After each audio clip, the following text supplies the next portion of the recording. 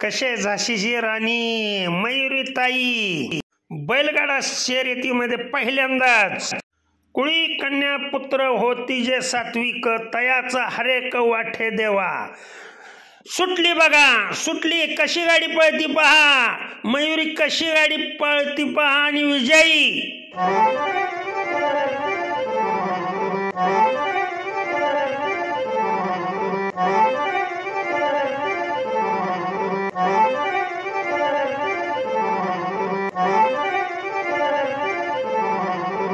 बऱ्याच शेळीपालकांकडे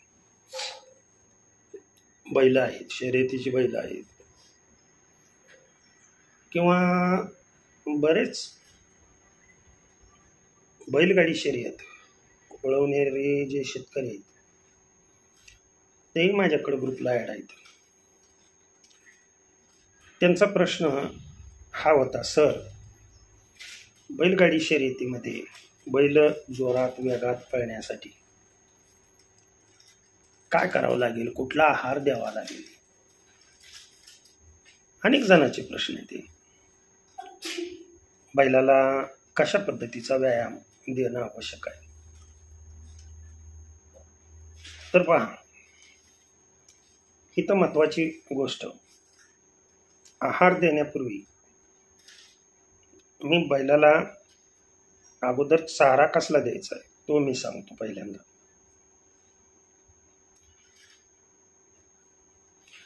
हिरव्या चाऱ्याशिवाय बैलाला दुसरा चारा द्यायचा नाही.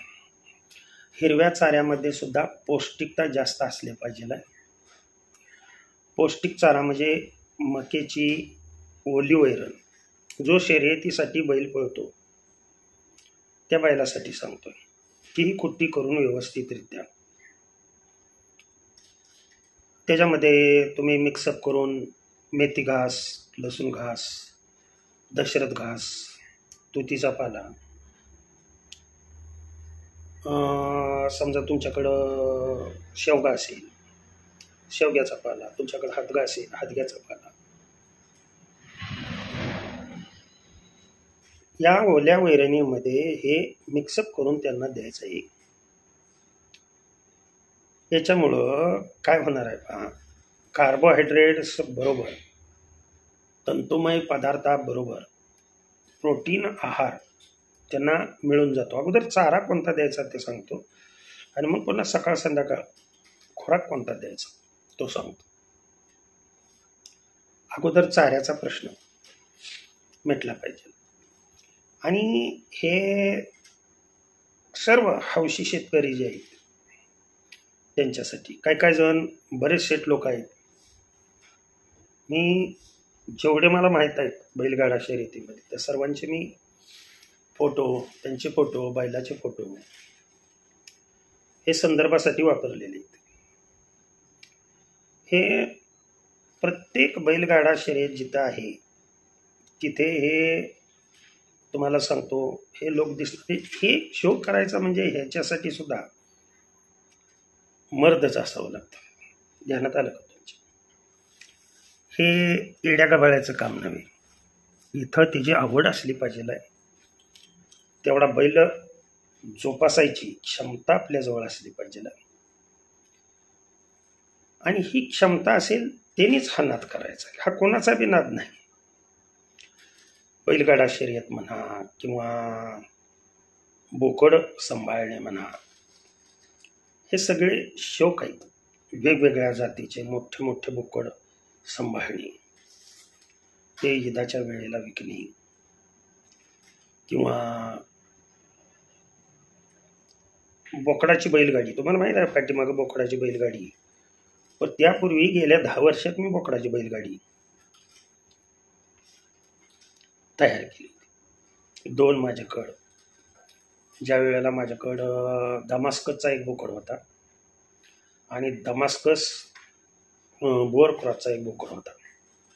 व्यायामासाठी मी चारा खांद्यावर कधी आणत नव्हतो. त्या दोघांची गाडी झोपायचो. जिथं चारा आहे त्या चाऱ्याच्या तिथे न्यायचो. चाऱ्याने तो छकडा पूर्ण भरायचो. सुरू पुढं निघाला की मागे यायचे दोघं. शोक लागतो त्यासाठी. आणि हे कोणाचं बी काम नाही. हे असे शौकीन लोक जे आहेत,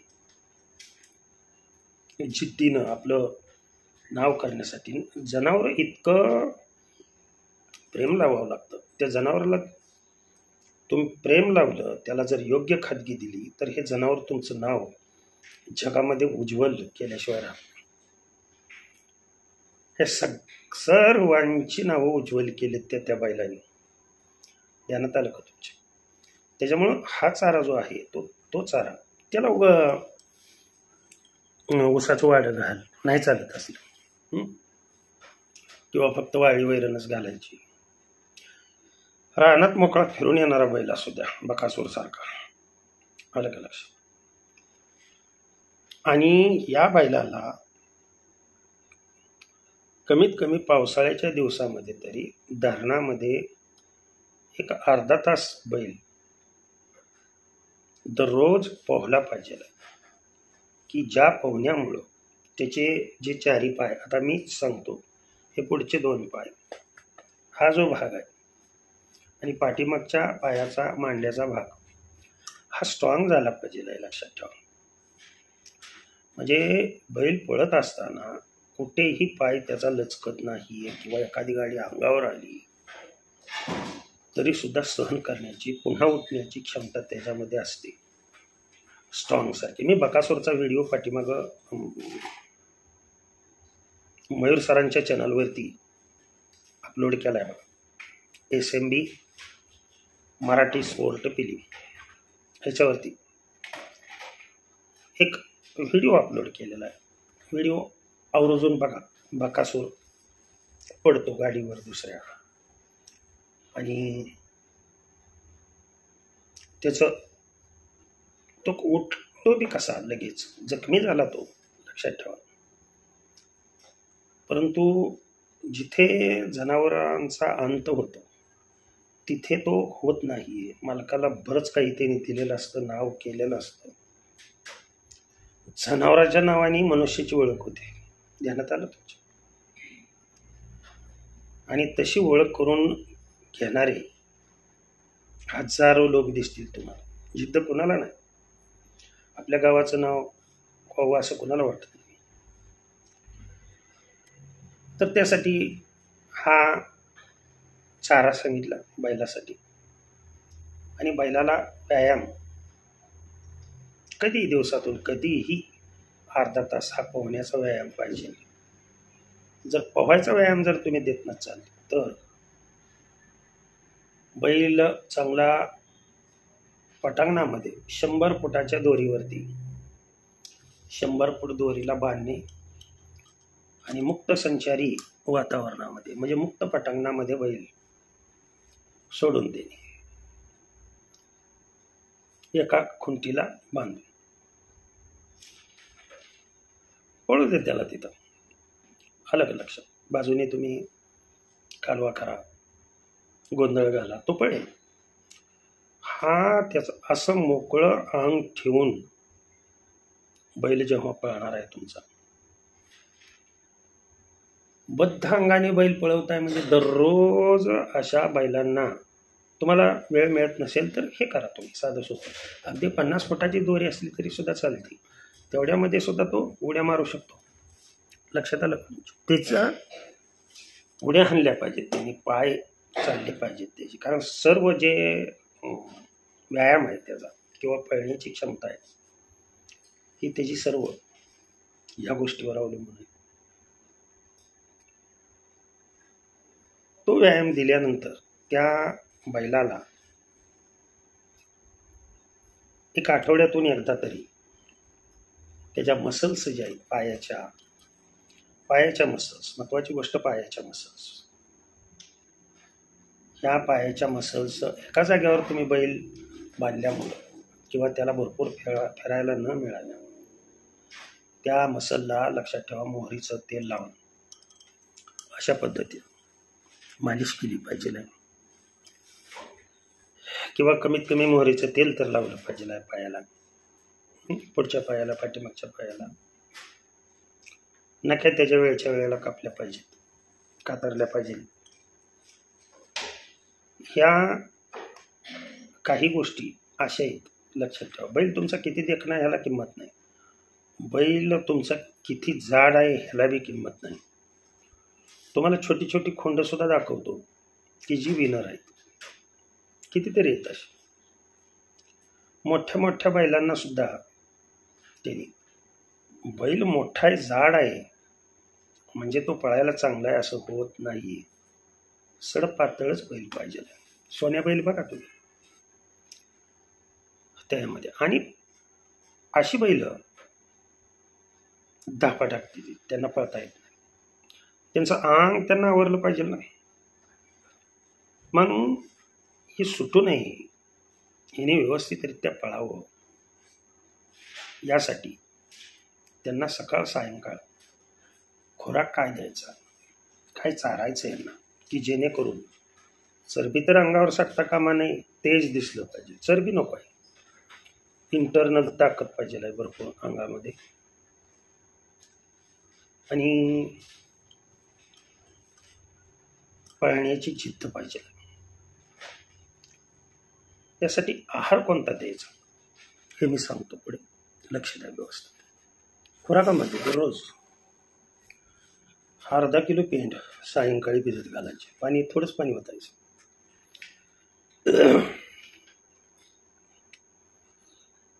अर्धा किलो पेंडेमध्ये ती जर भिजत घातली, एक ग्लासभर पाणी ओता फक्त, की जेणेकरून पेंड सर्व भिजली पाहिजे नाही.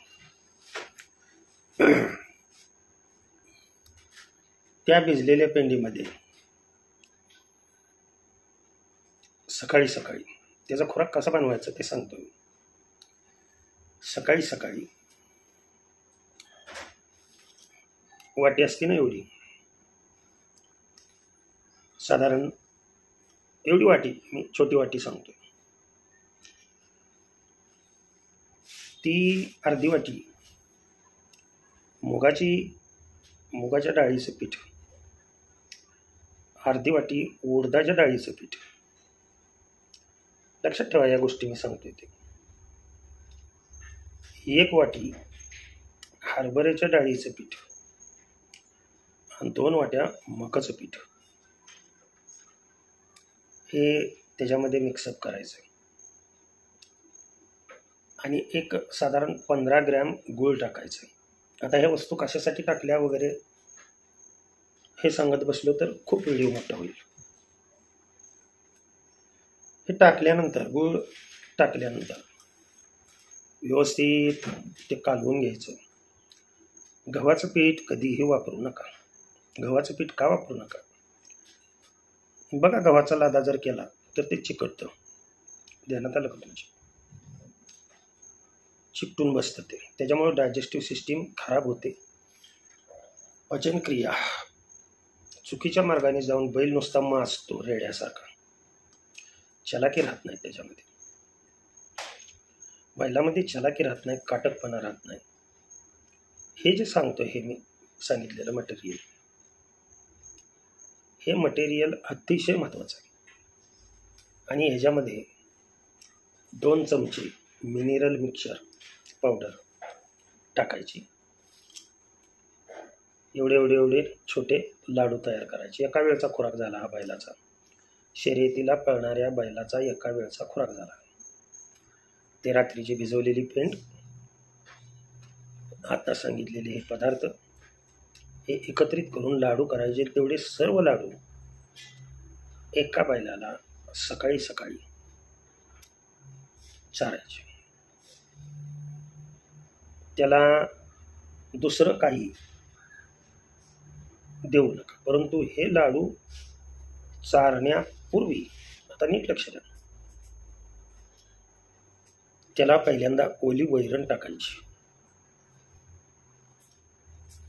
फक्त लाडू नाही चारायचे, त्याला ओली वैरण टाकायची, की ज्या वैरणीमुळं तो रवंत करू शकेल.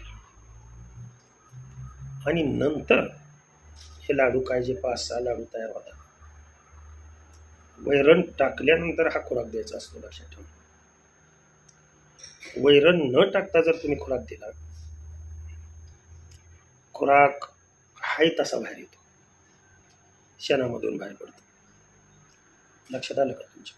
त्याच्यामुळे त्याला पातळ हलवा लागू शकते. आणि थोडासा चारा, एक 3-4 किलो चारा टाकून जर हे तुम्ही लाडू चारले तर ते चाऱ्याचे रवंत करताना हे लाडूचा पूर्ण अर्क त्या रवंतीमध्ये येतो. रवंत करताना त्याच्यामध्ये लाळ मिक्सअप होते, लक्षात ठेवा. आणि असा रवंत केलेला गोळा तो हलका होतो. आणि हलका झाल्यानंतर 4 कप्पे असतात म्हणून सांगितले, पाठीमागे मी बोलून गेलोय. तो केळा की बरोबर अगोदर जे जड अन्न आहे त्याच्यावरती तो तरंगतो. तरंगलेला पदार्थ हा पाठीमागं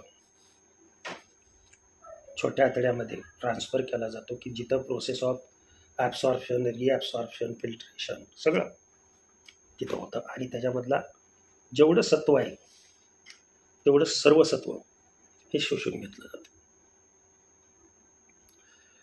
या पद्धतीनं तुम्ही सकाळीही असंच आणि सायंकाळीही असंच जर केलं आणि पाणी पाजताना खाल्लेली वैरण तिने रवंत केल्यानंतर जनावराला पाणी पाजायचं असतं. लक्षात ठेवा या गोष्टी. जर तुम्ही जठराग्नी त्यामध्ये तयार होऊन आपल्या शरीरामध्ये जशा पद्धतीनं तयार होत तुम्ही पाणी पाजलं तर परिणाम असा होतो, बैल नुसताच माजणार, वजन वाढणार बैलाचं नुसतंच. आपणाला ते नाही करायचं. हे प्रथम लिक्विड स्वरूपातलं पौष्टिकता त्या शरीरामध्ये शोषली पाहिजे आणि मग नंतर फिल्ट्रेशन होण्यासाठी किडनीज डिसऑर्डर होऊ नये म्हणून त्याला पाणी पाजायचं. बैलाच्या अंगावर तुम्ही हे 1 महिनाभर करून बघा, बैल पळवून पहा, तुम्हाला प्रत्येक शर्यतीमध्ये तुमचा बैल हा जिंकलेला दिसेल किंवा ठकास महाठक अशी परिस्थिती निर्माण करेल. आणि हे आवश्यक आहे बैलामध्ये. बैल चालक राहायला पाहिजे. नुसतं असं डोचवस्तो सनगुरुला पाठीमागं डोचवलं तर डोक्यापर्यंत त्याच्या करंट गेला पाहिजे. असं सगळं अंग पाठीमागं थोडासा हे दिला की सगळं अंग हल्लं पाहिजे. इतक्या नर्व ॲक्टिव्ह झाल्या असल्या पाहिजेत. आणि ज्या बैलाच्या नर्व ॲक्टिव्ह आहेत तोच बैल पळू शकतो. जेवढं काय माझ्याकडे ज्ञान होतं खूप दिवसापासून 2-3 वर्ष झाली कमेंट्स येत होत्या, सर बैलगाडीच्या शर्यतीच्या बैलाचं खाद्य कसं असावं ते सांगा म्हणून. आवर्जून बैसर भजन कीर्तन हा चॅनल आपला, याच्यावर मनुष्याचे रोग, जनावराचे रोग, भजन कीर्तन सगळ्या ॲक्टिव्हिटीज या चॅनलवर असतात. आवडलं चॅनल तर आवर्जून लाईक करा, सबस्क्राईब करा, शेअर करा. ओके, नमस्कार.